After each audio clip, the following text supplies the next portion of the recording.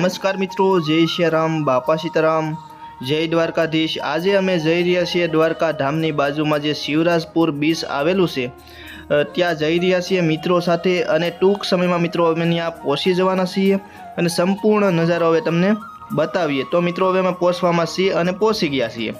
તો તમે જોઈ શકો છો તે પ્રમાણે આ ટિકિટ બારી છે અને તમને હવે ટિકિટનો દર કેટલો છે વ્યક્તિ દીઠ એ પણ તમને બતાવીએ। તો તમે જોઈ શકો છો એ પ્રમાણે અહીંયા આગળ પાર્કિંગની પણ વ્યવસ્થા છે અને આ ટિકિટ બારી છે અને આ બાજુમાં જે છે એ એન્ટ્રી છે। તો તમે જોઈ શકો છો તે પ્રમાણે પર વ્યક્તિ દીઠ 30 રૂપિયા છે અને નાના બાળકના નથી, એના માટે ફ્રીમાં વ્યવસ્થા છે કંઈક 12 વર્ષથી નીચેના બાળક માટે। તો મિત્રો હવે અમે જઈ રહ્યા છીએ અને તમે જોઈ શકો છો તે પ્રમાણે આ વૃક્ષો છે અને બધા મિત્રો જેવો તમે જોઈ શકો છો આવી રહ્યા છે અમારું આખું ગ્રુપ અને ખૂબ બધા મિત્રોના ચહેરા ઉપર આનંદની લાગણી જોવા મળી રહી છે અને હવે અમે બીચ ઉપર પહોંચી જઈશું, તમને એ પણ બતાવીએ। તો મિત્રો તમે જોઈ શકો છો, તો મિત્રો તમે જોઈ શકો છો તે પ્રમાણે આજે કેટલાક લોકો જોવા મળી રહ્યા છે આ બીચની મજા માણતા।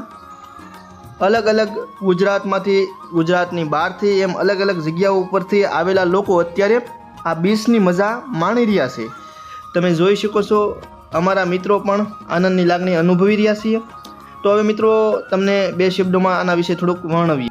તો નમસ્કાર મિત્રો, જય સિયારામ, બાપા સીતારામ। જુઓ અમારું આખું મિત્રનું આખું ગ્રુપ છે, આ શિવરાજપુર બીચ છે અને ત્યાં આજે શનિવાર થઈ ગયો છે, ખૂબ પાણી અત્યારે કિનારે આવી રહ્યું છે અને મોજા ઉછળી રહ્યા છે। જુઓ તમે જોઈ શકો છો વાતાવરણ પણ સરસ મજાનું, બધા મિત્રોના ચહેરા ઉપર ખાસ તમે જોઈ શકો છો એક આનંદની લાગણી જોવા મળી રહી છે। જુઓ તમામ મિત્રો,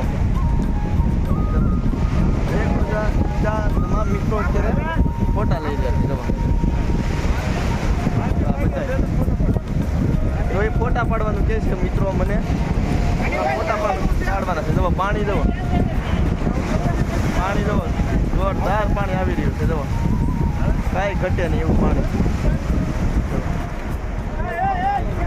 અને ઓલી સાઈડ તમે જોઈ શકો છો બધા બહારથી આવેલા લોકો જે છે એ બધા તમે જોઈ શકો છો ફરવા આવેલા છે। વરસાદી વાતાવરણ છે, વરસાદી વાતાવરણ એટલે અત્યારે થોડુંક ઓછું પબ્લિક છે એ જોવા મળી રહ્યું છે, તમે જોઈ શકો છો।